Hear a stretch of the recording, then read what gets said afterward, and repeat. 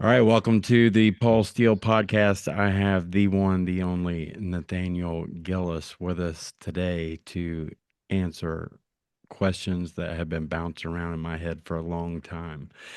I found Nathaniel on YouTube, and I'll be honest with you, you were one of the first people I found where some of the explanations I heard to the phenomena were right in line with my thinking and where I was at because I was, to me, it just seemed like all these different things just had to be connected, and there's all Mhm, these different groups. You have the UFO people, UAP people, then you have the alien group and the psychic group and the mhm, uh, all these different little segments and to me just in my stomach, I don't know how to explain it, but I just felt like it seemed like it was all related. And I mhm, had stumbled across one of your videos one day, and I can't remember what, if it was a podcast or if it was you and Steve or what it was, but I was like, oh my God, there's two other people that are talking about you and Steve. I was like, there's two other guys that are seeing the same things I am mhm, and are connecting those dots. Um, and to be honest with you, I am far from having it all figured out. So if I stop you and ask dumb questions, I apologize, but I'm infinitely curious and have been excited since we talked the first time to pick your brain a little bit and just get some of your thoughts on this topic. But for the listeners out there, why don't you give us just a quick background rundown where people can find you mhm. if they want to get to your personal stuff, and but go ahead and give yourself an introduction there, Nate. As you've well deduced, I'm Nathaniel Gillis. I am a lecturer and an author. I grew up in a haunted house, and that was pretty much my origin story. It began when we toured the home, an open house, if you will. And my father took me by the hand, led me into what would become my room in the future. And while I was in that room alone by myself, I saw a full bodied apparition of a little girl hiding underneath the bed. And that was accompanied by a stench. The room, meanwhile, okay, picture this. There's nothing in the room, okay? They didn't even stage this house. They just had one bed in there, and that was it. So there was like no rotting or decomposing organic matter in the room, but you could smell it. Something was really bad wrong. And that accompanied with the apparition, it kind of freaked me out. And I remember telling my parents on the way home, like, I'm an 8-year-old kid, so I have no real frame of reference here. But I'm like, hey guys, I'm not crazy or nothing, but it looks like one of the kids in the neighborhood snuck in that house, right, during open house and was hiding from me underneath the bed. And then they're like, what? My dad's like, what there, pal? I'm like, well, come on, guys. I'm not insane here, but that's what I think happened because I actually saw a little girl underneath the bed. Well, it turns out when we moved into the home that it was not a little girl. It was actually an entity. And then the manifestations began. And I'm talking about malevolence, pure and utter malevolence. I would wake up in the middle of the night and I would hear disembodied voices speaking to each other above my head. It's called direct voice phenomena in parapsychology. And they were very muffled, but I could hear them. And then, I mean, I saw shadow people. And what's crazy about all this is, as much of an archive I have about my experiences, there are still days when my mom or my dad will call me and be like, hey, remember that one time when you told me that you saw a witch walk into your room and disappear? I'm like, I have no idea. I forgot it. So there's still stuff that I have somewhere within my subconscious that happened, and I just don't remember it. But it was after those initial encounters that I decided to research this phenomenon. Number one, I knew I wasn't crazy or as crazy. I also knew that whatever I was experiencing was real. And so those were virtually incompatible in my own mind. So that's when I started to do research. I started doing investigations, and then I started lecturing. And thankfully, now I've created an entire new field called necronetics, which is centered around a self-replicating species of occult practitioners. It's a whole nother show, or we get into that too. But that's who I am. That's what I'm doing. And you can find me on Instagram. You can find me on my website called Parasymposia, where it's kind of like my own platform where you can get all of my interviews, my videos, and all of that. So I appreciate the opportunity to come on, man. It's really a pleasure. Yeah, absolutely. And I can only, imagine being a child and experiencing something like that.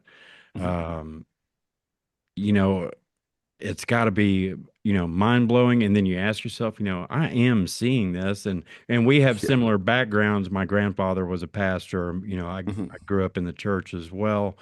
Um, so all that stuff was, painted with the same brush. Yeah. Uh, as a kid, it's as you like to say, is all horns and hoofs. Yeah, it's what I was Uh, taught. but going, as an adult, um, some people put this all back, kind of all began with Jack Parsons and Hmm. the UFO activity and what happened in New Mexico right after that. But in your research, how far back does it go? Okay, so behind me, I have a book. In the book, there's a picture of a ritual bowl found in Mesopotamia. In the ritual bowl is an incantation. The incantation is designed to please a deity because this particular individual was experiencing phenomenon, and they believed that if they did not offer sacrifices and worship to this deity, that the same deity that was kind and benevolent to them would change into shadow people and would haunt their homes. So within that, all the way back to Mesopotamia, we're talking early late Iron Ages. That's how far it goes back. Now, we don't know what they are. Just going to be very blunt here from my perspective. We have linguistic frameworks that we try to employ because it's something that we can potentially understand and work with. But the phenomenon seems to transcend all of these terms and definitions. Whatever we're dealing with has mastered either technology or something to the point where, and I was talking to Steve about this, where you can actually have two cameras side by side, and then you'll be staring at something. It'll be the case of the sky or something. You have two different cameras filming it. The naked eye won't see a thing. One camera will capture three orbs, the other will capture two. So we don't, what in the world's going on, right? So what that means is, if in fact our species, and I do believe this to be the case, has decided that form is the most beneficial way to create our taxonomy, right? To say, okay, this is what an entity is. It has horns and hoofs. What we're realizing is no, it's possible that that is an interface, or dare I go into John Relay's research, that's merely a mask, in that what's actually present is not visible to the naked eye. What's actually present is most usually documented by a camera. The reason is these entities are not revealing themselves, they're rendering themselves, they're building out an interface.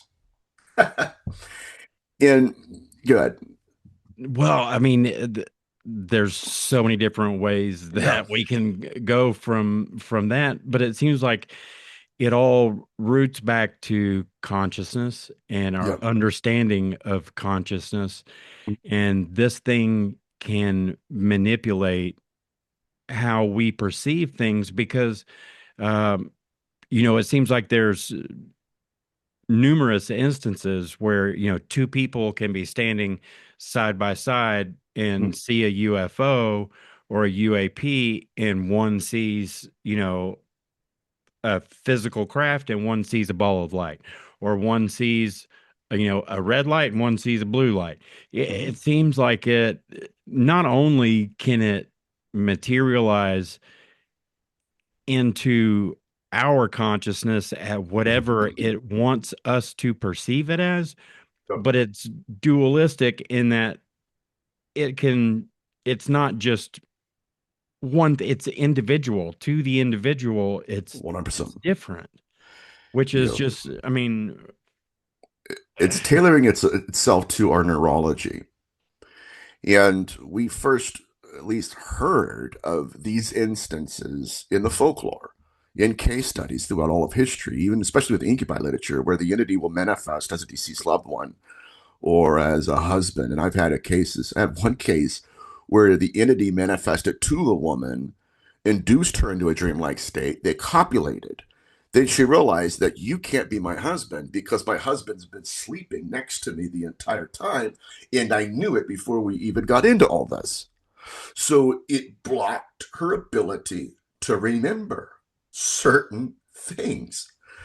And when you get into this, again, getting back to this rendering concept, it's possible that what we are seeing is not what's really there. What we're seeing are what we're most likely to believe in. And that, my friend, indicates and implicates a learning matrix to where, again, getting back to the previous data point, where it's, yeah, what we see may not be what's actually present. This gets back into parapsychology, where at first blush, I mean, you have people like Hans Holzer and different ghost hunters, but they didn't have technology. They didn't have the ability to sit there interfacing with the phenomenon and to capture it on camera. It wasn't until you get into some of Dr. Michael Lynch's work and Lloyd Auerbach's work, two famous parapsychologists, where they actually sat down and said, okay, that looks like to be an apparition to me. And it's a lady in white, or it's a construct. But what am I capturing on camera? And are those two interfaces different? And they're in many cases they are. Here's why: because the camera cannot believe. right. It doesn't believe. There's nothing to manipulate in terms of interfaces. And so this is why, okay, again, rendering itself in our reality, what that means, it's constructing an interface. And so, and getting back to parapsychology and Lord Auerbach's work, he saw the apparition with the naked eye. Okay. And yet he's capturing an orb on camera. So now what we're documenting is the phenomenon's desire to replicate or to diversify itself in our presence. Now, what that does, though, it undermines, seriously undermines our data, because if we have been mythologizing the construct, researching the projection, The mask. interface, the mask, or documenting its horns and its hooves, then we're not realizing that, again, that may just be what the phenomenon believes we're most likely to believe in. To where it's, and I've had cases of an experiencer one time, it was fascinating, where she was taken by entities that appeared to her as her favorite cartoons. It was sampling itself literally in real time. Do you believe I am this cartoon? Why? Because you're more likely to consent. You're more likely to obey me, to do what I want you to do. And so it wasn't until she matured, she hit puberty, she got tall, and she's like, Nathaniel, I never watch those cartoons anymore. She goes, and they hadn't returned in years. She goes, out of nowhere, I felt that same electronic presence, some kind of intelligent electricity in the room, and I knew you need to prepare yourself because they're going to take you again. She goes, sure enough, at the foot of my bed, there's my favorite cartoon again. She's like, but this time wasn't my favorite cartoon.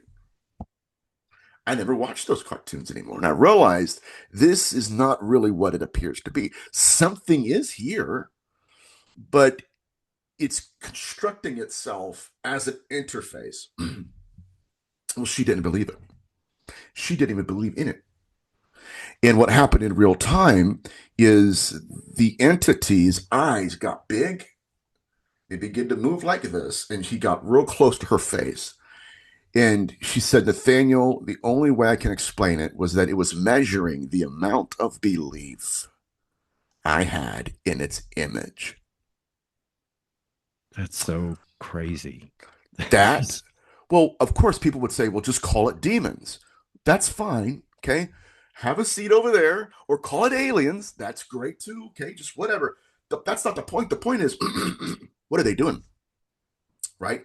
Because what that indicates is that there's some kind of learning matrix and there's a rendering system that they're operating in. right. It seems to me like um it's almost algorithmic Yeah. in the sense that, it's able to interface with our consciousness, but at the same time, it doesn't automatically know what you believe because it changes. So it may Right. appear as It's fluid. something and then, right. And so if they, don't react the way that it wants to, Mhm. it shifts, it changes. And so, to me, I was listening the other day to I think it was Jake Barber. Isn't that the guy Yeah. Mhm. um that they have the dog whistle? Mhm. And he was saying they have a 100% success ratio by using the dog whistle, and every single time something will manifest an orb, Yeah. whatever. But I was thinking about that, and I was thinking if they're able to get it to show up 100% of the time by doing this dog whistle, this sound, it's almost like part of it is somewhat, it's not only intelligent, but it's also almost computer like, that it reacts to a certain Mhm. thing and will show up. But Yeah. then at the same time, it's not. And it's so hard to wrap your mind around, what in the heck are What we is dealing this? with? What's going on? I could Yeah. tell you this, and again, I don't have everything figured out. I tell people, if anything, I've learned better questions to ask. Yeah. Really, it man, it's really it.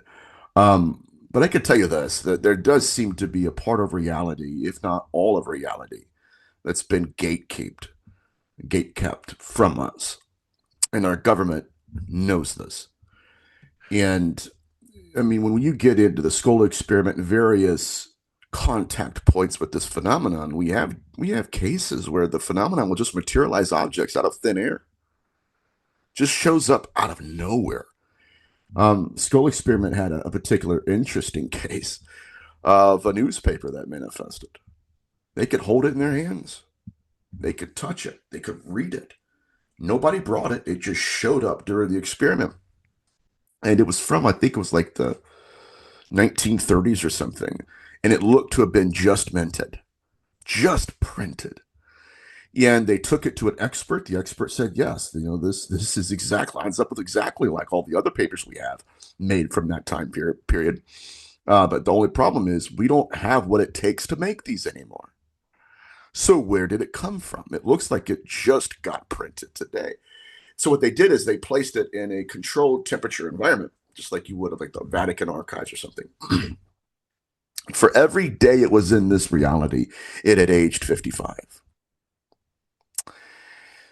What are we dealing with? Because I could tell people all day, right? And people would, they always ask me, Nathaniel, are they demons? It's like, well, I would say that it would be the best case scenario that they're demons because we at least can quantify them and we have a mythology for them. We have exorcisms. Whatever we're dealing with seems to be have the ability to manipulate matter and to create matter out of thin air.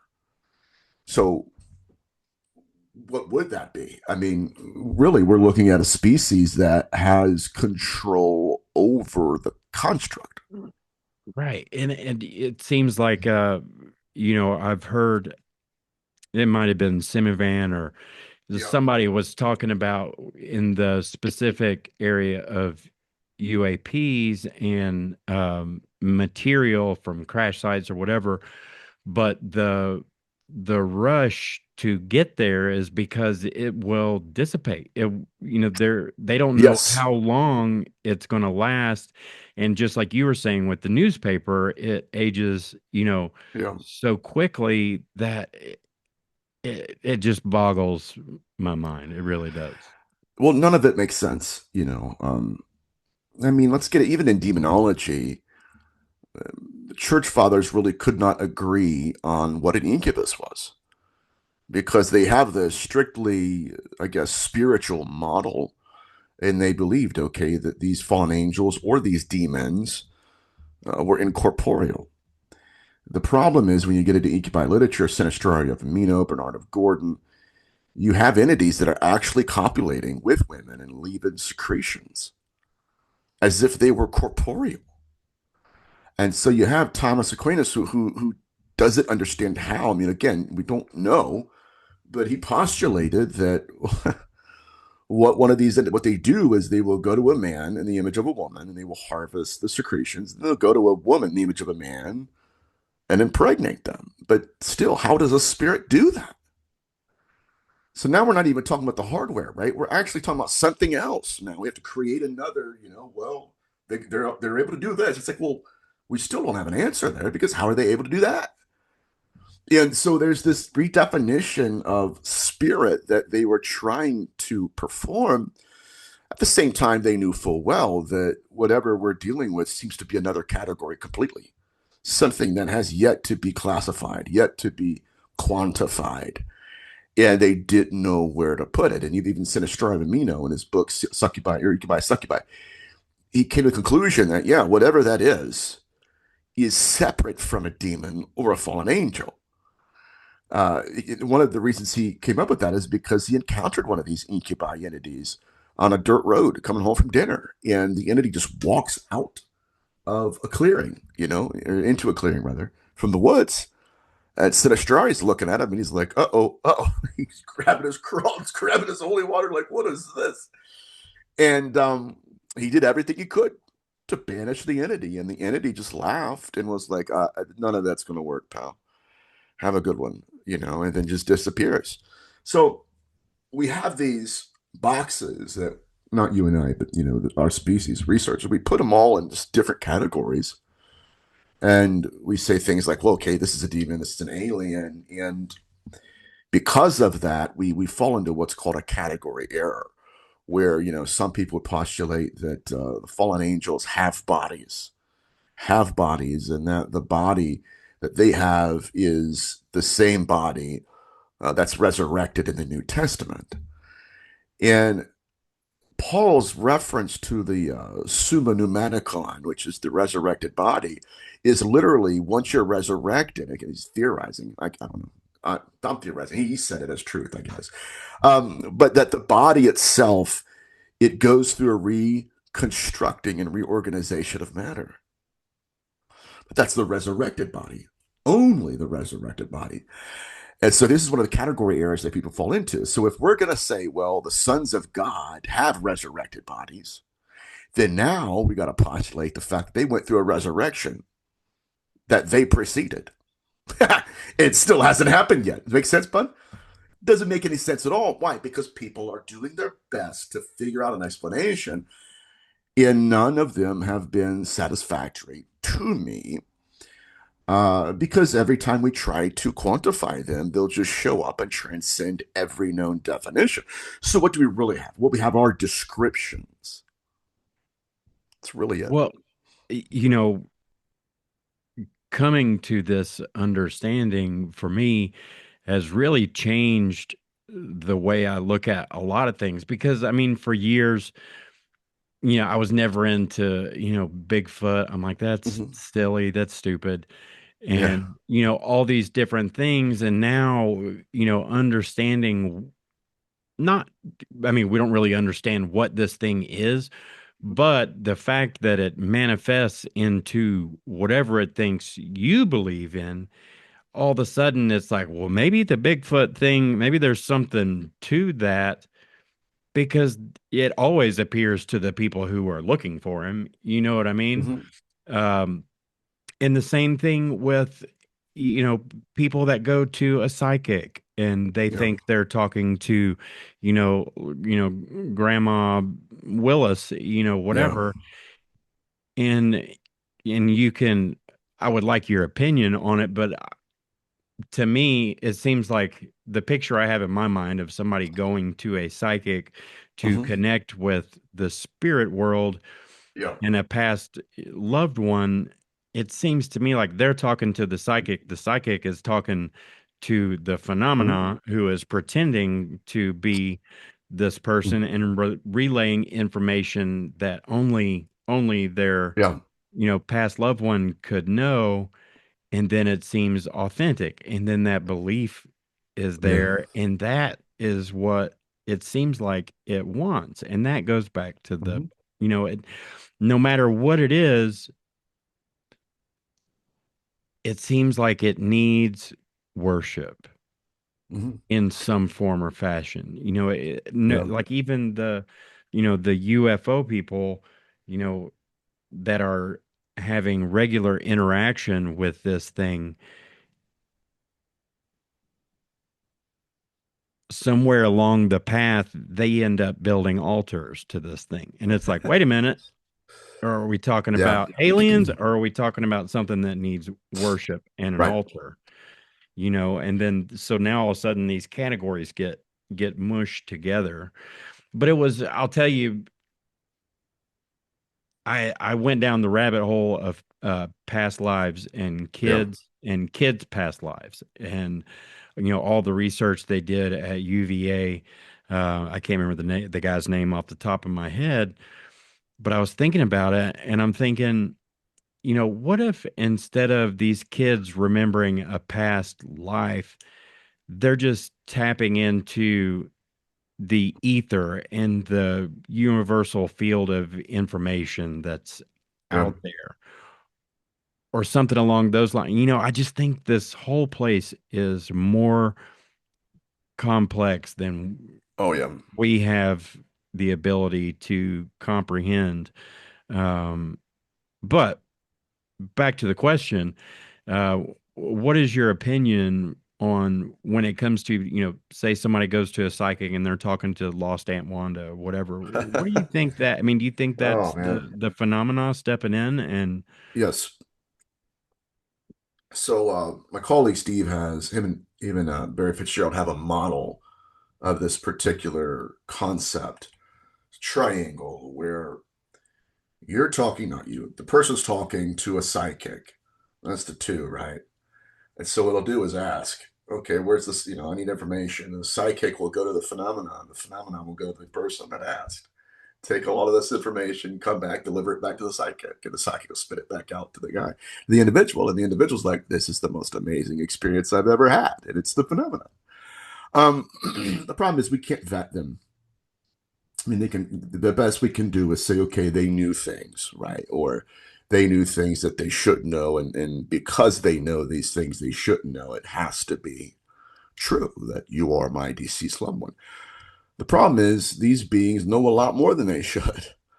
A lot more. My dear friend Josh Cutchin, book called Ecology of Souls, and he details case studies where people are abducted and witnessed the deceased.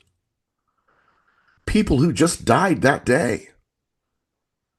And the experiencer had no idea who they were or that they even died. I mean, how would they know if you know, and they're walking around in the same clothes they died in? It's very, very, very strange. And they get back home, they get back to their environment, and they say, okay, like I'm just going to make up a name here for the sake of time. But I talked to John Smith in that abduction, and John Smith claims that he's dead. And this is how he died, and this is where he's from. And then they go on, they look for an obituary, or so they say, oh yeah, they get online. Yeah, John Smith was killed in a car crash today. But he was in the middle of the abduction. But let me say that there is something about the afterlife that our government is hiding from us. Some of the new data coming out, even from Skywatcher, they had an egg UAP. They went to ask the government, or at least those that know, say, okay, where do you think this egg-shaped UAP came from? One of them said, well, that came from the afterlife. So there's a part of reality, I think, that they are in contact with, or at least knowledgeable about, that they don't want us to know.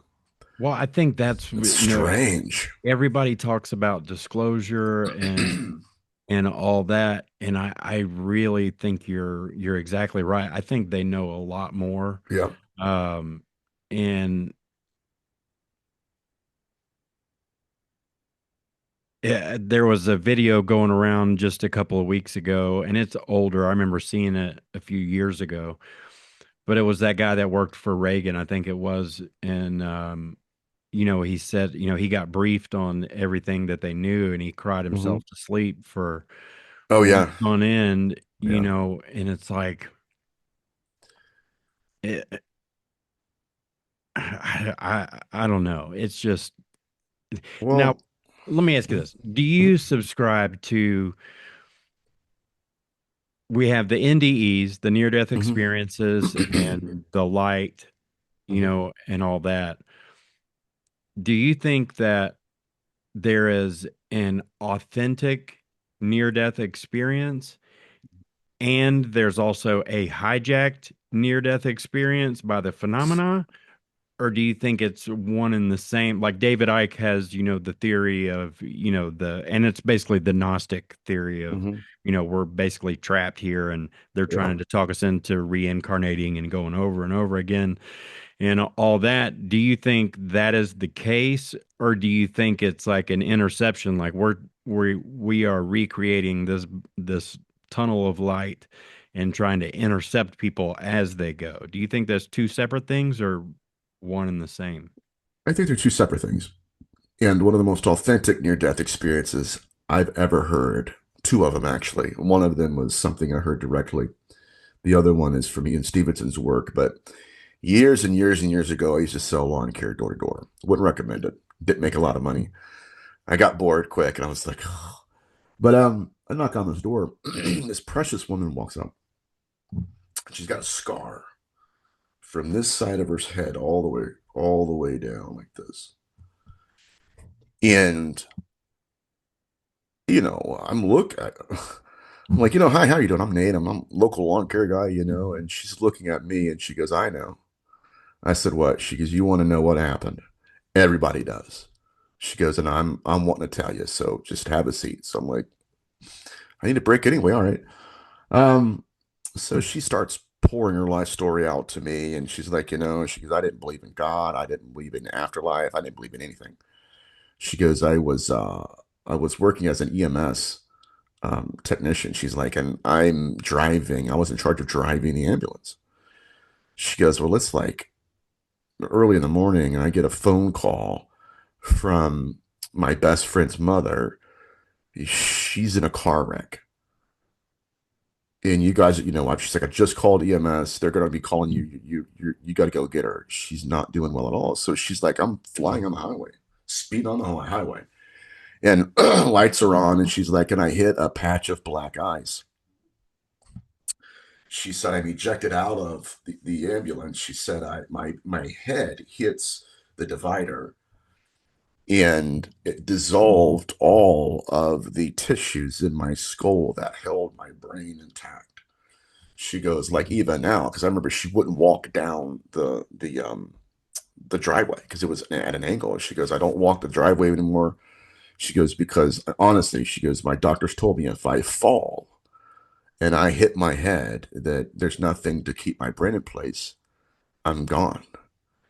She's like, but she said, I remember getting in the wreck. She goes, but I just wake up and I'm talking to my deceased father. And my deceased father is like, listen, Becky, like you can't be here. She's like, but I want to be here. She's like, it's beautiful here. You have colors here that we don't have on Earth. She's like, and I don't know if you know this or not, Dad. I'm in pretty bad shape. Like, like they're working on me and it's not looking good. I don't want to go back because I know I'm going to have to go through therapy. I don't even know if I'm going to be quadriplegic or not. I don't know what's going to happen there. But here I'm perfectly fine. And he said, no, it's not your time. And he said, she's like, then why would I need to go back if I'm already here? He said, because your boys need you. Your boys need you. And she said, but Nathaniel, I didn't have my twin boys for another 10 years. That's wild.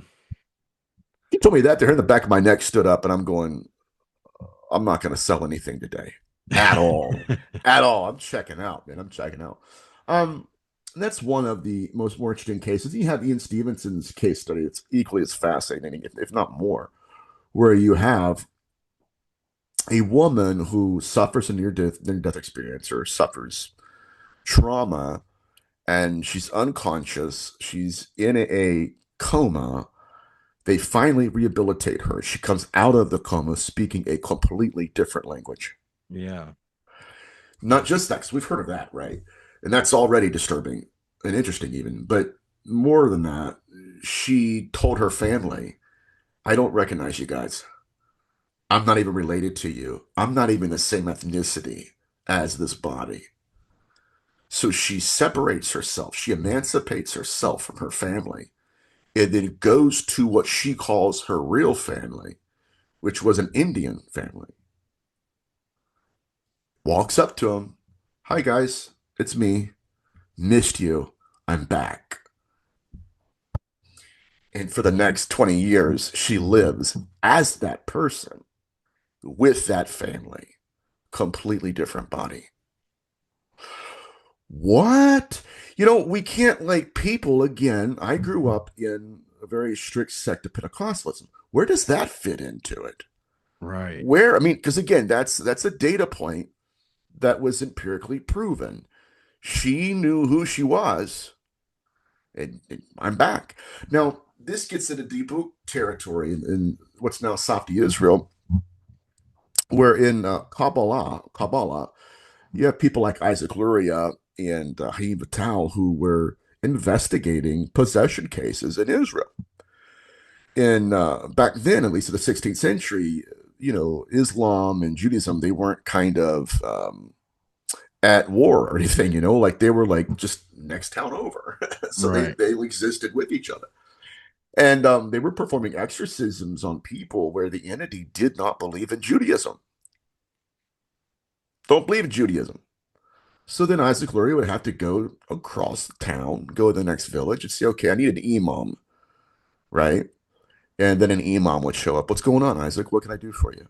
Well, we got a problem. This entity's not wanting to leave, and I've done everything I know to get rid of it. And it says it wants to pray and it wants to read the hadith. So can you come over? And he says, okay, sure. And he comes out there, right, with his hadith, and he starts quoting it and doing these Islamic prayers. And finally, at the end, he leaves. So what that indicates is that there is a reality of the afterlife that not only are we not being told about, we've never even had the opportunity to understand. Let's get back to this, okay? So what stinks, what's really really tough, is that even when you get into biblical literature, there are called what it's called a hopax legomenon, where it's a passage where that phrase is only used one time, and there's no real frame of reference to define it. We can't go back and say, well, it was used this way before it was used this way, right? And mentioned.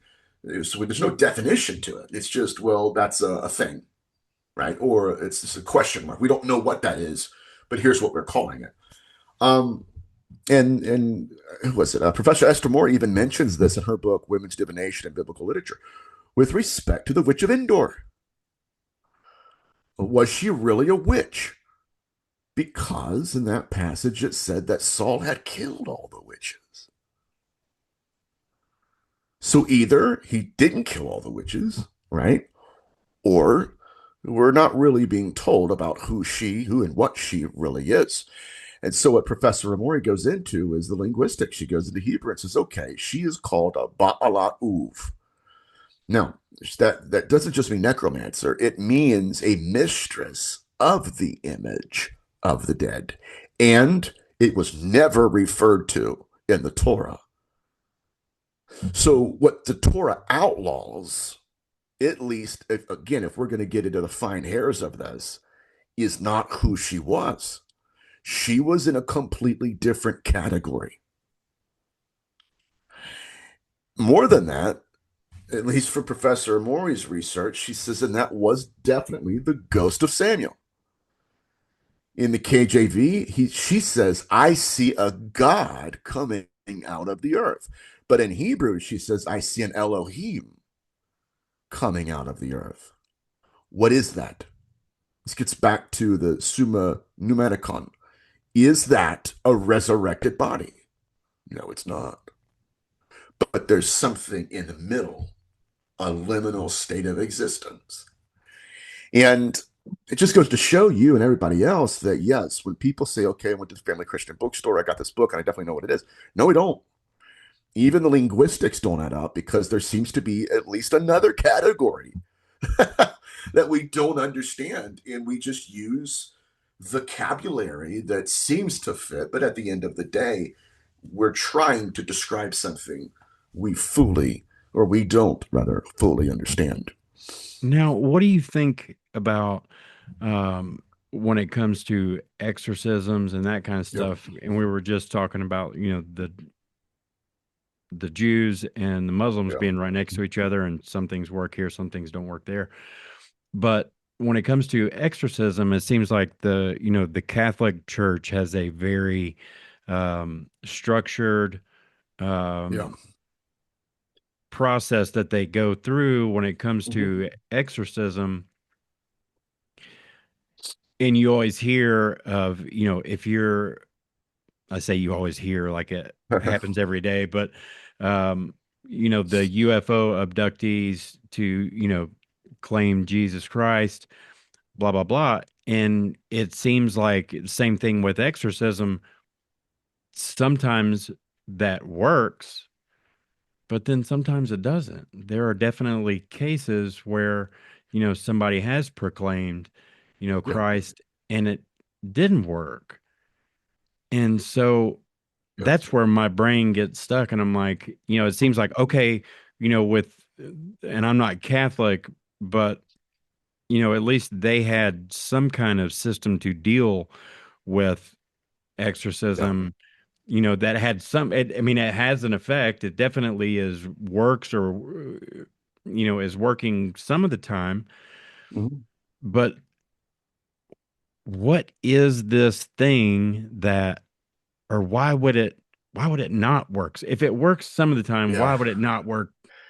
So there are various traditions within the exorcistic rite, and most of the time when I hear the exorcistic rite being presented, it's by people who either don't know its origin or just refuse to talk about it. But it comes right out of the book of Numbers, chapter 29 in the Old Testament. And the concept, though, was that if a priest goes into a house and that house has a dead body in it, that they become what's called corpse defiled. And so, what they would initially do, again, because they kept all of their food in jars, they would have to go in there and say, okay, there's a dead body in here. We don't want the stench from the dead body to get into the vessel that's preserving our food. So, we have to close the top of it. But if the stench, the uncleanness did, I'm going to use this intentionally, did possess the vessel or inhabit the vessel, it would defile the vessel.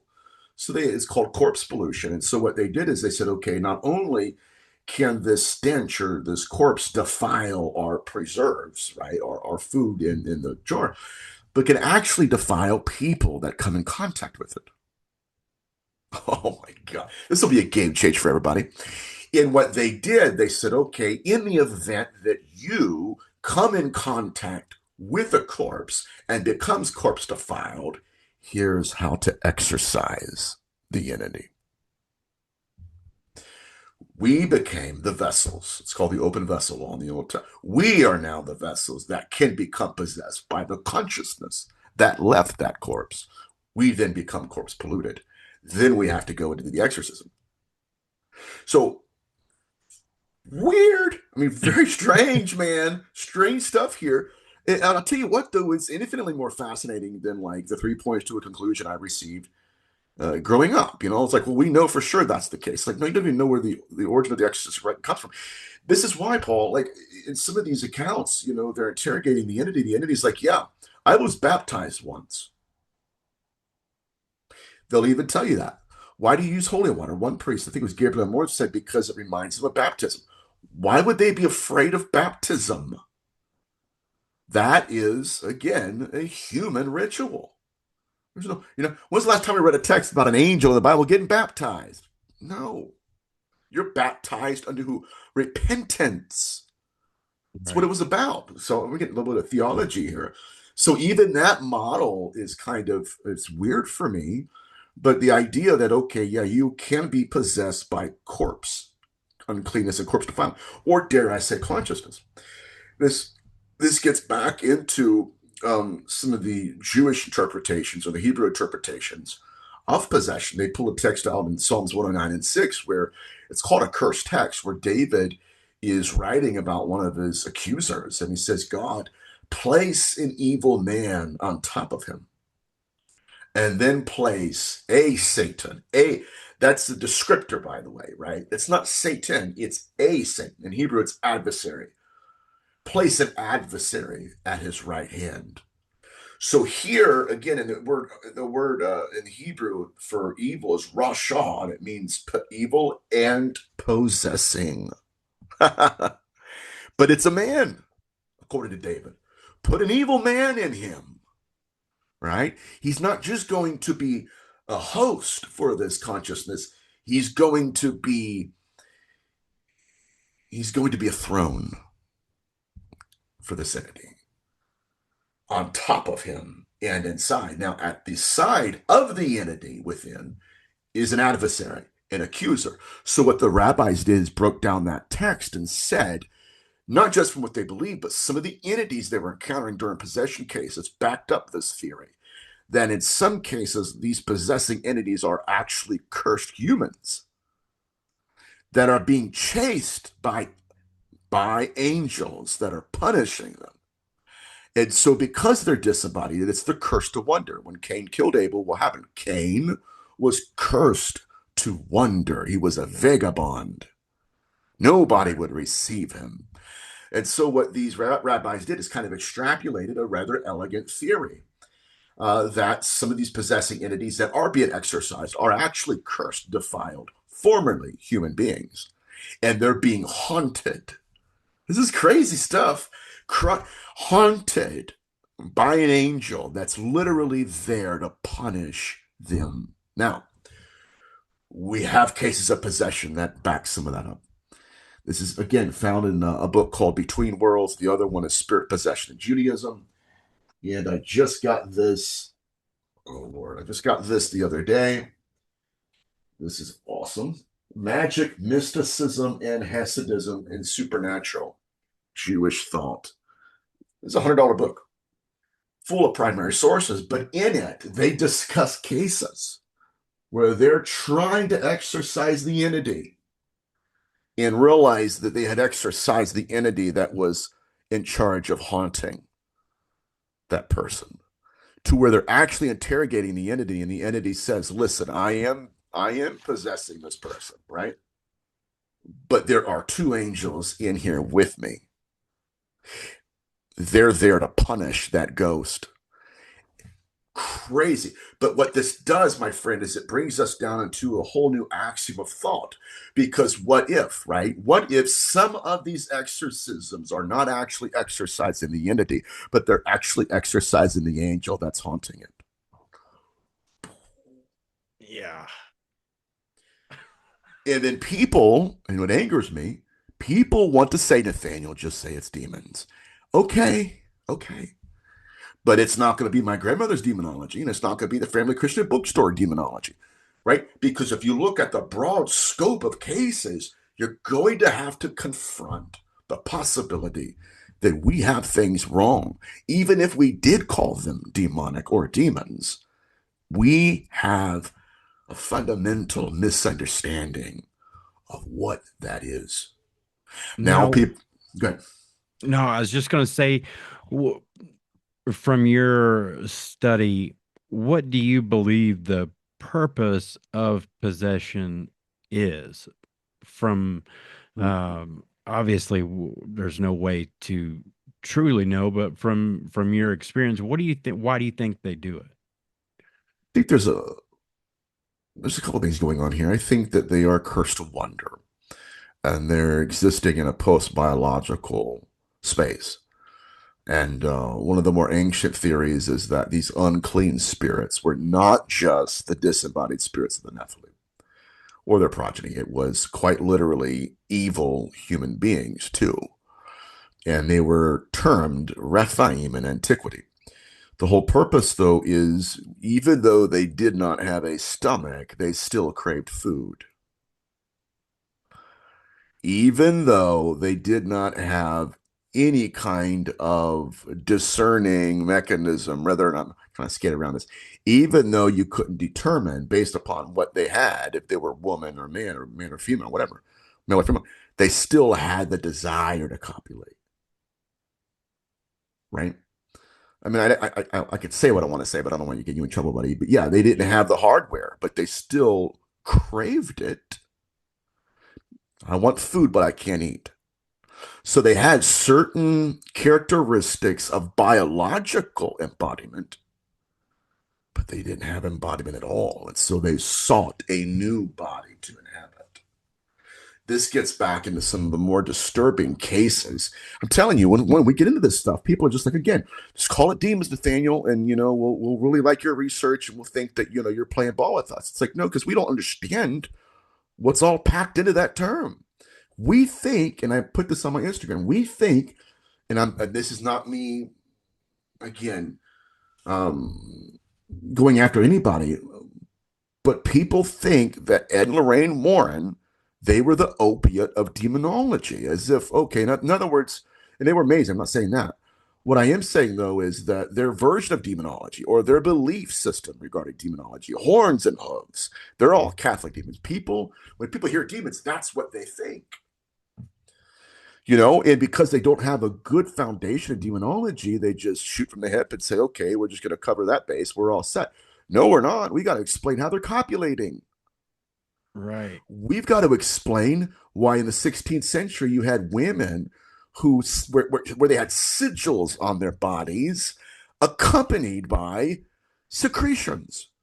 Now, if we Okay. fast forward to 2026, that's called sex magic. That's chaos magic. That's an occultist. Right. Right. Right. That's not some disembodied entity. That is a species of initiates where even when we get into these cases, Sinistrari was like going into investigations and saying, okay, peeling back the eyelids of the victims, and the entity had carved its own symbol underneath their eyelids, Paul. So when people say it's not aliens, it's demons, it's like, what do you mean by that? And what's frustrating is when I have ufologists who can't name me their favorite demonologist, then your point's moot. Who cares what you think? Because you don't know anything about demonology.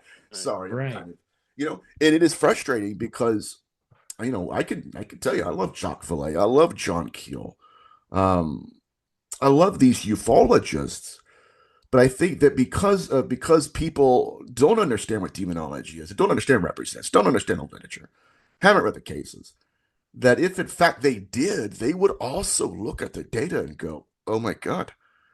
Even if we do say they're demons, it kind of opens up larger possibilities, and the implications are even worse. I mean, it would be easy enough, brother, to say, okay, they're extraterrestrials and they exist in spaceships and everything. But I got to tell you, even James Lukatsky in his new book, Future Visions, came out and said, I entered into this investigation thinking this was all nuts and bolts. What's that mean? So my point, though, is that whatever we're dealing with seems to have the ability to reorganize matter, and I think that people they confuse that. Like, for instance, Richard Banderick. This is all right. I know I'm like rambling. I tend to do that. All right. Richard Banderick talks about this, where people come back and say, okay, well these crafts, they're all nuts and bolts and everything. It's like, okay, that's cute, but let's look at some examples. So Richard Banderick was contracted by our government 40 years ago to go out to undisclosed locations and to pick up metamaterial the phenomenon had given us. And he was on a space a while ago. Might have been a space, some kind. I think it was on Rumble. It was an interview about a year or two ago where he's like, "Yeah," he goes, "The problem is we got there." He's like, "It was hard to locate the metamaterial." Why was it hard to locate it? He said because it blended into its environment. And then he said that by the time he would find it, if you put it in your hand, if in 10 seconds, it, what did he say? He said within 10 seconds, if it did not agree with you, or if you were not the person this metamaterial was designed for, it would kind of decompose into dust and you could just Right. brush it. What is that? And so he's like, he goes, he's like, I talked to a lot of the guys after, doing some of these trips. He's like, and we all agreed that there was something out there trying to manipulate our species. So then we say, okay, is it nuts and bolts? When it wants to be, then it Right. acts like an apparition where it just dissolves into nothing. Where'd it go? So this gets back to this idea of where it's reorganizing matter in a way that we don't understand. Well, and that goes, back to what we were talking about earlier, with, Mm-hmm. you know, anytime there's a reported UAP crash or whatever, Mm-hmm. the government is so quick to get there because they know this. They Yeah, know they that know.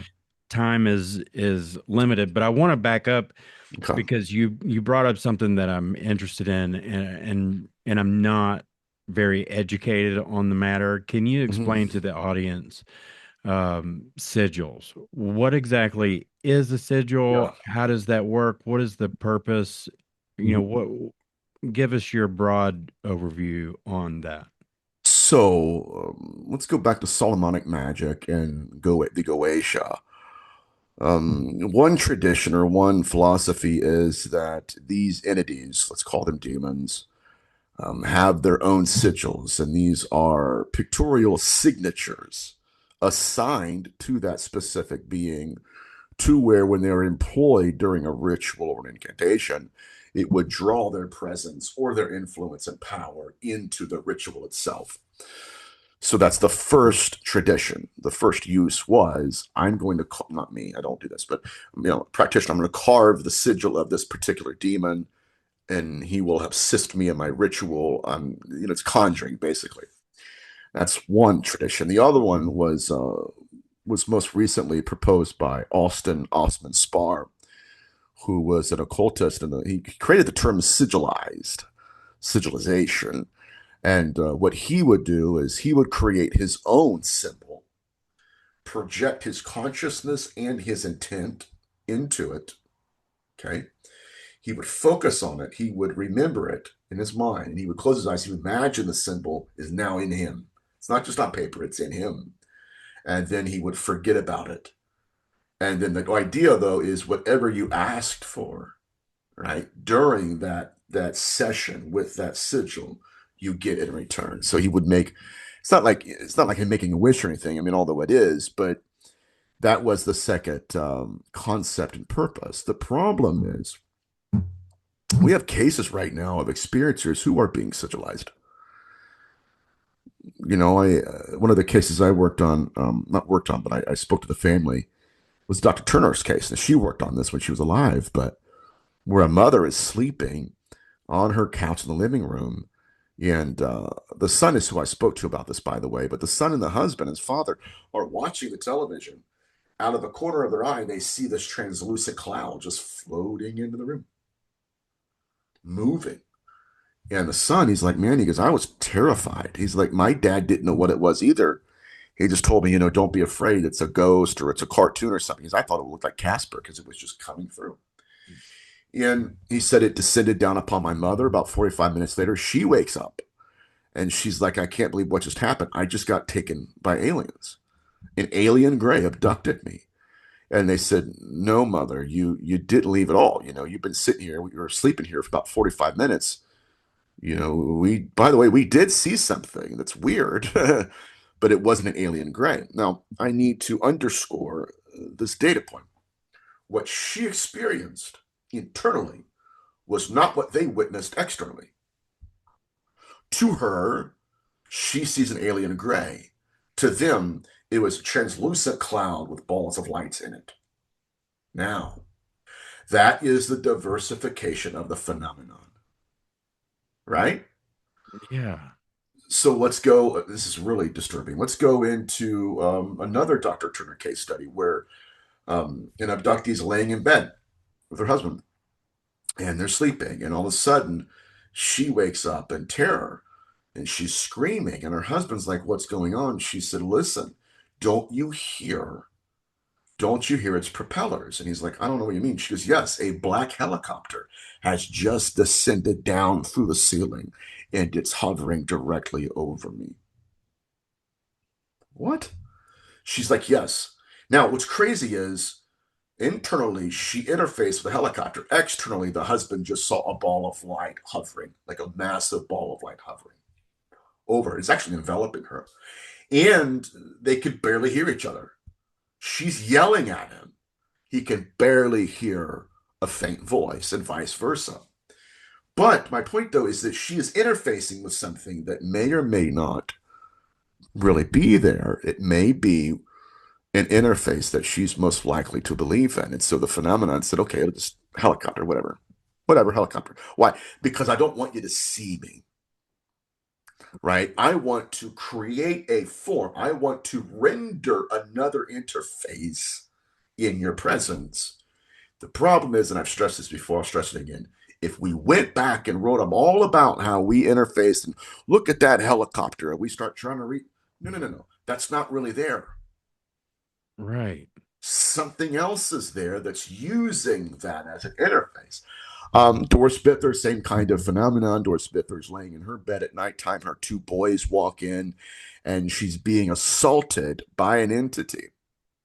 She says it's an entity. And they see her body moving, right? Like she's like, we can see like something's touching her and stuff. The problem is what she was seeing with her eyes was completely different than what her sons were. They saw a ball of light come down. This is a problem when we hear of people like Chris Bledsoe, where Right. before Hathor, by the way, levitates off the ground in his presence, she was accompanied by a ball of light. It's weird. So, Well, even in some of the UAP videos, you'll mhm, see a yeah, um, nuts and bolts craft, but then sometimes it'll be accompanied by a small ball of light.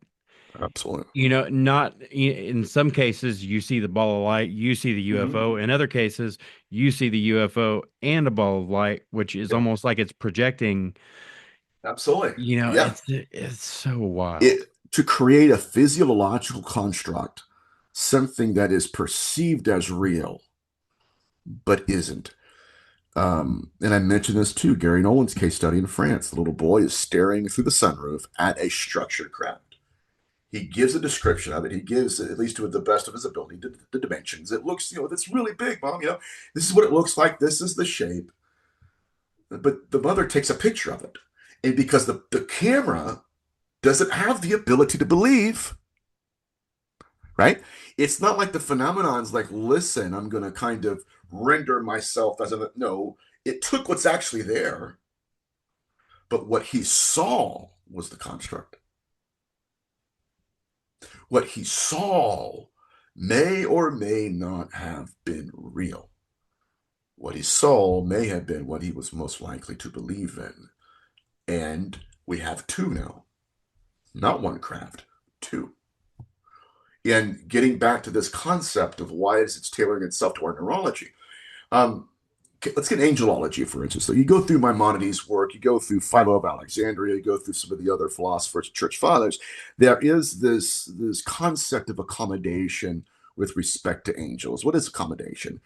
It's the act of the angel rendering itself into our environment. For instance, in the book of Tobit, the angel Raphael is talking to Tobit, and Tobit says, look, Ralph, right? Look, Ralph, uh, do you really eat food? Because I just saw you eat with me. Do you really eat? And Raphael said, no, I don't eat. I don't have to. I did this for you. What? I'm taking on this interface into this reality so that you can speak and converse with me. But what you're seeing is not who I am. Now, watch this. It's crazy. But they do this again. It's called the concept of accommodation. I'm accommodating you. Okay. The same mechanism is being weaponized by these entities, but for a different reason. I'm not accommodating you with my interface. I'm accommodating me. I'm going to manipulate you through my interface. Right. Right? Now I am the deceased husband. Why? Because I'm accommodating, you know? I don't want you to believe I'm who I want you to believe I'm someone else. So it's the same mechanism they're employing, but for different reasons. Um, but anyways, it's real fast. It's fascinating stuff. But what do you think when it how's the best way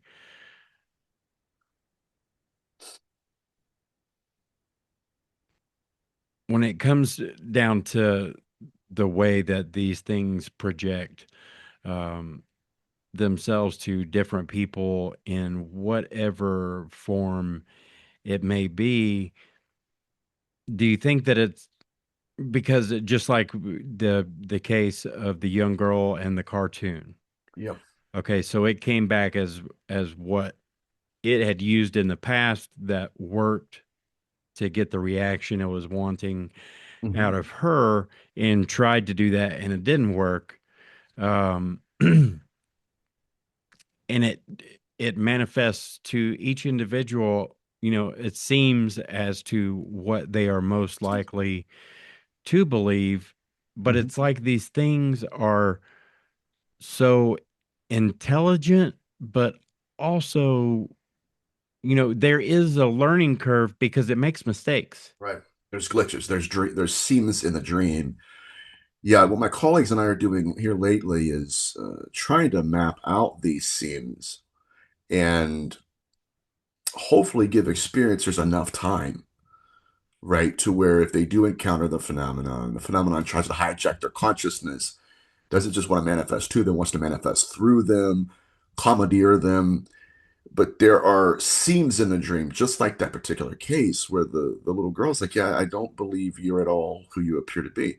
That gives these people enough of time to claim their own autonomy and push these beasts back into the darkness.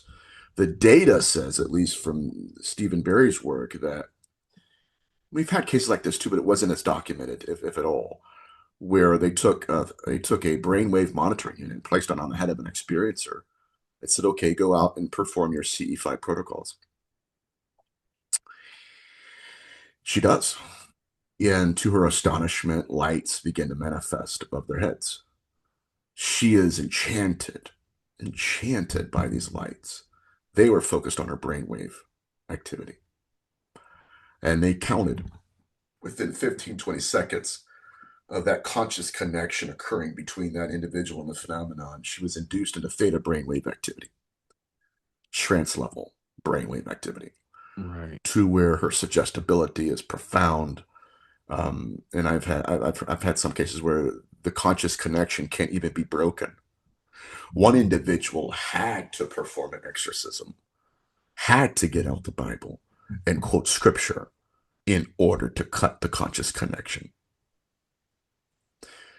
Whatever we're dealing with, again,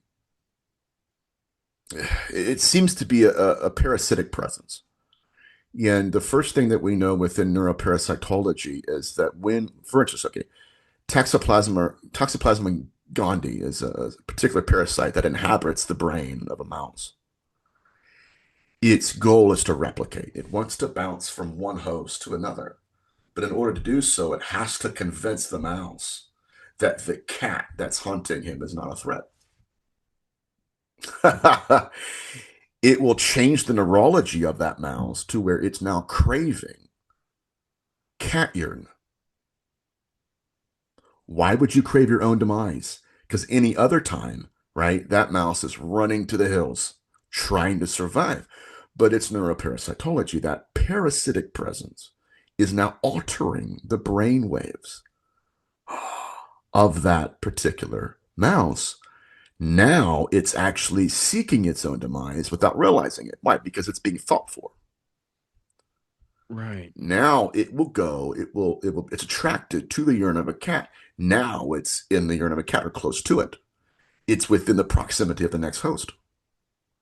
Now the parasite causes the mouse to be eaten by the cat. And then a week later, that same parasite that was in the mouse is now inside of the cat. And you realize what the plan was the entire time. What's the plan?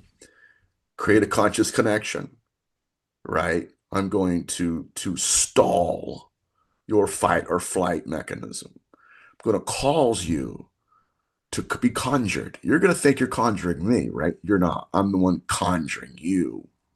And then when all is said and done, you're going to go to my next host. Where's that at? It's your family or it's your neighborhood. And then it just goes and goes and goes. So do you think this thing just goes from body to body, and bounces around, or do you think that at some point the goal is to, basically possess someone and Yeah. take over that body completely? To a degree, yes, yes. And again, people often say, well, if they were such a threat, they would wipe us all out. Not really. I love me a good steak. Doesn't mean I want to go kill every cow. That's kind of a lazy argument. To be very transparent. It's like, well, no. The whole point is, yes, I'll have me some steaks, but they got to keep procreating. They gotta. Right. The more of them there are, the more I get what I want. So this idea that the threat is okay, well, if they didn't like us, if they were so malevolent, they would just land on the White House lawn and wipe us out. No, no, no, no. They wouldn't have to land on the White House lawn. They would just commandeer consciousness. So if the goal is replication, the Mhm. Yeah. ultimate goal is replication, but it seems like they can't exist physically without us. Without. Yeah, this is the symbiotic relationship. This is even weirder, if it can possibly get weirder. Um, but getting back to this symbiotic relationship, but what belief is and how the phenomenon will frame itself, manifest as that belief, it will materialize it at cases, materialize the beliefs. It's weird. But getting back to the case study of the cartoon character. So in the 1950s, there was a top secret paper that was floating around the government, and the Collins elite got a hold of it. And in this paper, it was I think it was a communication between one general to a researcher, and their belief was that these beings operate on a particular strange, I guess, particular strange physics, not a particular, but particularly strange physics, to the point where the more we believed in them, the more they had the ability to manifest into our reality. Right. Now, you mentioned the Collins Elite. Yeah, Can you give a little background on exactly what the Collins Elite is? I know that they were in the federal government and it was like a little yeah. sect of them that were studying this, but can you give us a little background on that? Sure. So when Jack Parsons died, there was an influx of UFO encounters. Hundreds and hundreds witnesses saw them everywhere, particularly over the White House. I think it was, yeah, There's some thought that Parsons DC. did that, right? Yes. Now, even before his death, that government researchers sat him down and said, "Is it possible that your rituals have opened up a portal to where these entities are now coming through?" And he confessed, "Yeah, it's very possible." Reason being is that him and L. Ron Hubbard were performing rituals, and at the end of one of their rituals, Marjorie Cameron, which was their elemental, Marjorie Cameron witnessed a UFO and came back and told them, "Your ritual may have been successful." Why? Because I saw something in the sky. And you take that and you go to Frater Eleftheria's, or I think it's Frater Eleftheria. That's what it's. Frater Eleftheria's channel, Lifting the Lamp on YouTube. He touches on something that I've long known, but it's one thing for me to say it, right? It's something completely different for others, especially Frater, to say it. But he said that, yeah, a lot of these orbs have been witnessed at the end of a successfully fulfilled ritual. What? So the Collins Elite, to get back to that, we're a group of scientists within the Pentagon who were charged, at least, to research the occult connection to ufology. So they went back to Crowley, they went back to Thelema, they went back to the OTO, Jack Parsons, Ron Hubbard, even Enochian magic with John Dee and Edward Kelly, which, by the way, they also saw balls of light with little men inside staring at them.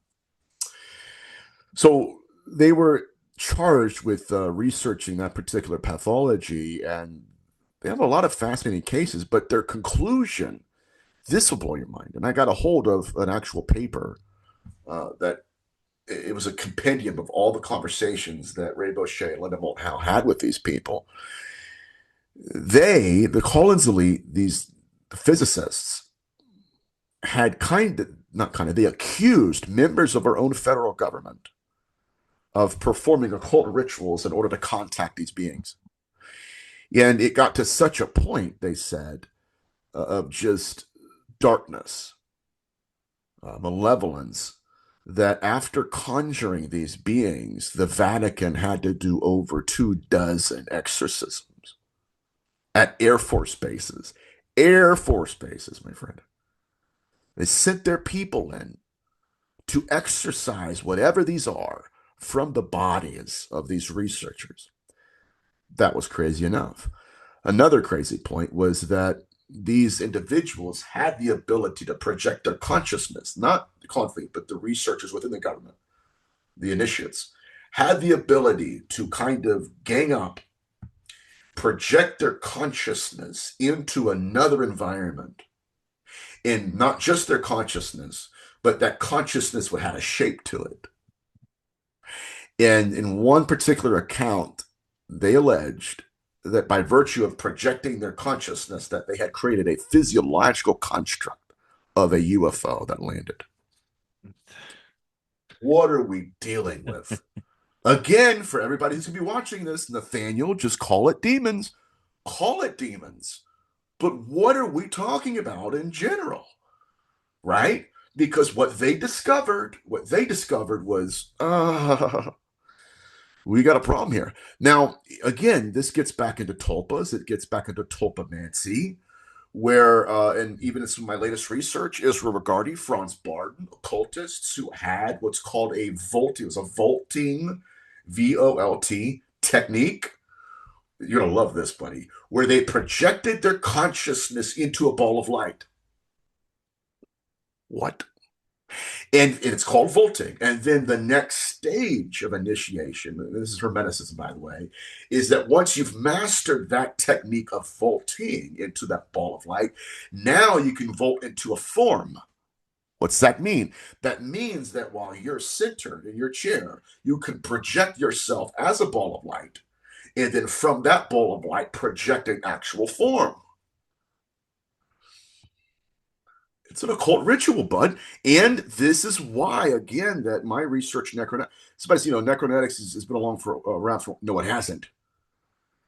What if a lot of what we're, okay, vaulting to a form, that particular case study of the experiencer who the family sees, again, this translucent cloud, right? That's vaulting. Right. That's the vault. And then the form it took to her was vaulting into a form.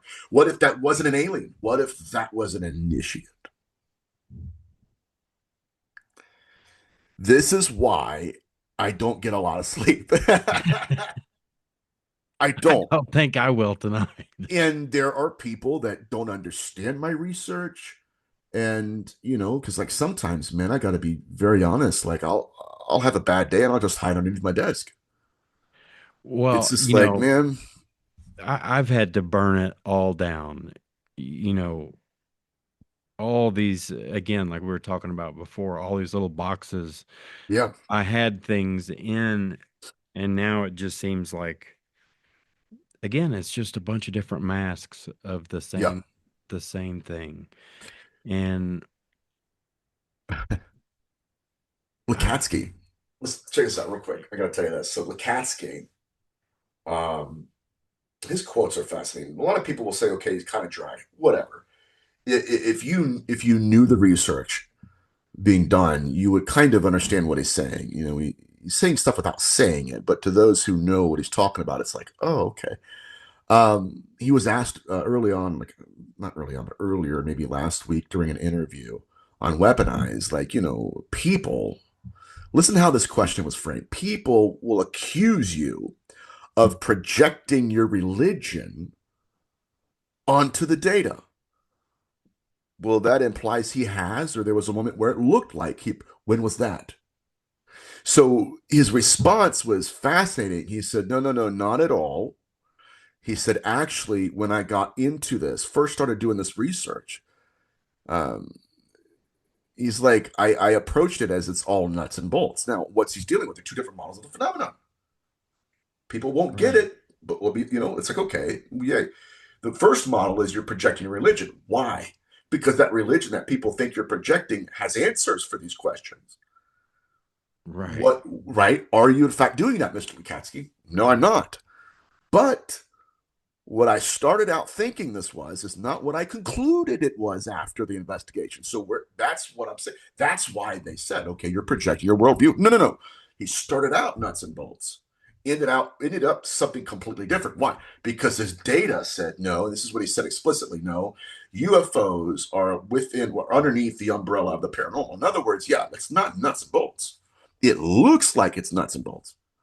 I There are cases, it's so fascinating too, where some of these craft, they have actually manifested these craft, and the craft has rivets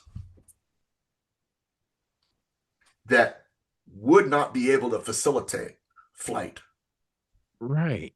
Why? Because it's not real. It's a rendering.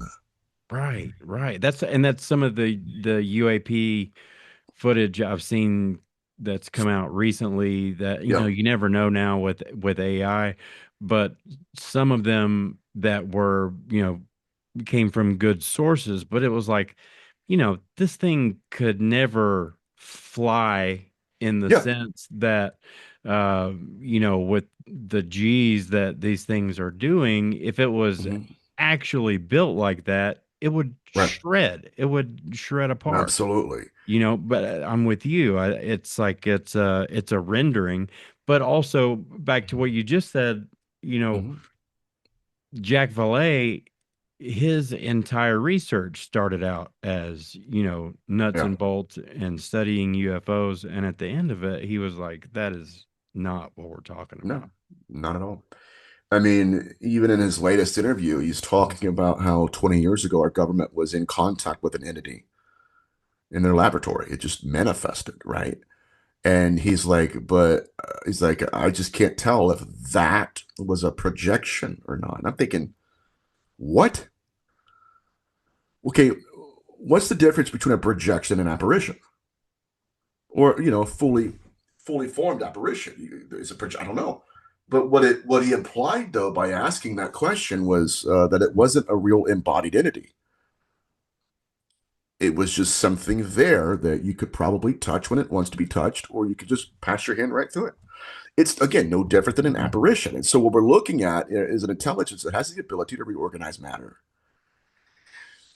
And but yeah, this gets back to Michael Aquino, right? Where Peter Levenda, let me say this, Lukatsky has came out and said that one of the whistleblowers at the congressional hearing a couple years back lied. And I'm thinking, well, who would he be talking? Who could he be talking about? Well, one of those whistleblowers, and I'm not alleging he lied. I don't know who it is. I don't know. But one of those whistleblowers said something particularly intriguing that we are in possession of bodies. And again, I have to put the caveat out. I don't know if that's who Lukatsi's talking about, but let's just theorize, okay? Well, do we actually have bodies? Because Peter Levenda, the author and researcher, was a long time ago in an email correspondence with Michael Aquino, who was a part of the Church of Satan with Anton LaVey, and then left the Church of Satan in 75 because he believed that Satan is not a metaphor, it's not an ideology, it's not some kind of mystery school designed to protest the divine. It's not even do what thou wilt, right? It's literally, he said it, he told LaVey, I was visited by an entity. His name is Set. He's an Egyptian deity. He's real.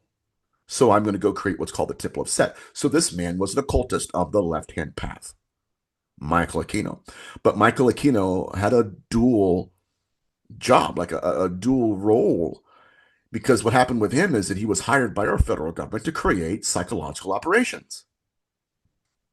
Think about that, guys.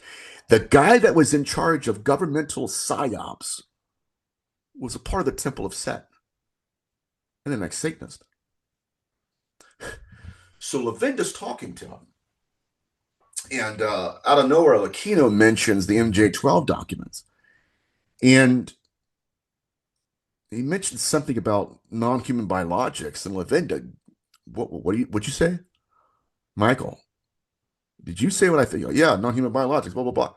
And he goes, well, what do you mean by that? Like, do you mean real bodies? Like that we have bodies and stuff? Michael Aquino says, no, no. He goes, no, no, I don't believe in any of that UFO stuff. He goes, matter of fact, when we use that term non-human biologics, we use that to describe anything, dirt, dust, organisms that accompanied that spaceship on the bottom of it or on the outside. If they re-entered our atmosphere and they landed and we got dust and stuff on the ship, it's non-human, non-terrestrial biologics. So no bodies. And I'm just going to frame it like this. It's possible, if not probable, that nuts and bolts ufology has been a psyop. Oh, we're in possession of bodies. That's been a psyop. And behind closed doors, it's a lot more back into the phenomenology. It's what Lukatsky said. This isn't nuts and bolts. These aren't flesh and blood. Right. They represent something completely different that's more in line with jinn, angel, and demon. Well, again, that's why I think the disclosure thing is just so unlikely to happen because Yeah. how do they explain that to the public? That this is what we've been doing. It just Yeah. I don't And they see can't that. control it. They can't control the phenomenon either. Um, we're talking about, I mean, good Lord. I mean, in the book Dark Gods, you have a group of scientists that were found deceased, just went missing. And they were not unlike what we're finding out now, right? We're a bunch of these. It's happening again. And these individuals in the 70s were academics and scientists. They had patents, and Professor Renee Hardy was one of them. They would just find them deceased with a gun in their hand. And they're like, the family is absolutely devastated for more than one reason. Number one, we lost daddy, you know, I lost my husband. But more than that, he would have never done this to himself. Somebody did this. And Renee Hardy, God help us, his family goes to the funeral. And right before the funeral starts, in the middle of the pregnant silence, the back doors open up and in walk six men. Very well dressed, very well groomed, tall, white, thin. People remember conversing with them. People remember taking pictures of them. People remember filming them. Then, when the family went back to figure out who they were never captured on camera or on film. People will say that's just technology. No, it's not. We're talking about a species, right? That again, that they may consist of different matter that simply refuses to play by our rules, refuses to. It's just You're gonna be like, oh my God, Nathaniel. Oh, it's just unbelievable. I don't even know. I almost said I don't know what box to put it in, but it's just like there's not one. It's all of yeah. them. It's all of All of them. them and none of them. And that's the unfortunate thing Yeah. about it. All of them and none Yeah. of them. Exactly. Well, let me ask you this. I'll ask you Yep. one last question and we'll Hmm. we'll wrap up here because we got to end on positive no. Yep. At least I hope the answer is positive. I should say that before Yeah, I that's true. conclude we're going to end on a positive note. No But we matter do what. live in a dualistic reality. Hmm. And if there's things out there that obviously do not have our best interest in mind, do you think Hmm. there's a positive side of that, that there is Yeah. a part of this phenomenon that is either the big G God Yeah. that is looking out, or there's a positive side of the little G gods that's looking out? I think both. I think both. I do believe in Michael Heiser's divine counsel. I do believe in the angelic presence and angelic intervention. Again, growing up in Pentecostalism, I was taught from a young age stories of manifestation, of people who were healed. It's something that is long fascinated me, even though I'm not really in the Pentecostal movement anymore. But yeah, I do believe in the angelic ministry. I just don't understand what it consists of. I mean, I said this on Merkel's show a while ago where I was pastored by a guy named Hashir, and he had a saint that came to him one day and said, "Look, my wife's an atheist, doesn't believe in any of this. I can't get her to come to church, doesn't believe in God. I'm at my wit's end. What can we do?" And Shear said, "Well, tell her that she will receive a visitor tonight, but don't be afraid." And when I tell you this guy's a whole other category as well, another category, bud, because the very next service, that same man came back with the wife. And the wife said, "I don't understand it. I woke up in the middle of the night and there was a person standing at the foot of my bed." And I'll be very transparent. That has fascinated me, and for the longest time, I wanted to crave that kind of contact, that closeness to where you would have influence like that, to where you could help people, Sheer would pray for people, they'd get healed. He would have his services preach, and you would see this kind of cloud, just a cloud, like imagine fog, just hovering in the ceiling, in the air. You could feel God and everything. And so I do believe that's the case. It's just that the darkness, it's a little bit more complicated. Yeah. And when people again try to limit my language and say it's this, Nathaniel, no, say it's that, Nathaniel, and it's not rooted in the phenomenology, then I have to actually go back to square one with them and build the case, and give them instances where all of those models just seem to fall, and there's no weight to them. Yeah, Um, I think it's just we live in an amazingly complex yeah, reality, and trying to describe or comprehend some of these things that are just beyond comprehension yeah, is nearly impossible, but it is infinitely fascinating to try. And I sure. am so grateful and thankful for you taking the time out of your Sunday afternoon to sit down and have the conversation. Hopefully, the first of many, because Absolutely, buddy. I could Absolutely. do this every Sunday.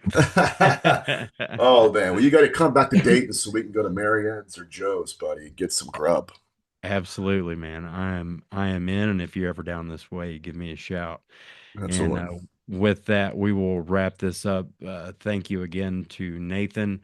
And you have to check out, tell us the name of your website again. Paris Symposia. Parasymposia and Necronetics. I have 3 pages of stuff that I didn't even touch that I want to pick your brain on. So we'll Hmm. definitely do this again. And I appreciate it very much. And have a Not a great rest problem. of your weekend, Nathan. You too, buddy. I'll see you. All right. Thanks, man. I appreciate it, Not a brother. problem, man. Not a problem, buddy. I'm gonna get me some food and probably I don't know. All right, buddy. I'll hit you up on text later, man. I'll see you. Yeah, man. Have a good night, brother. I'll talk You to you after too, bed. buddy.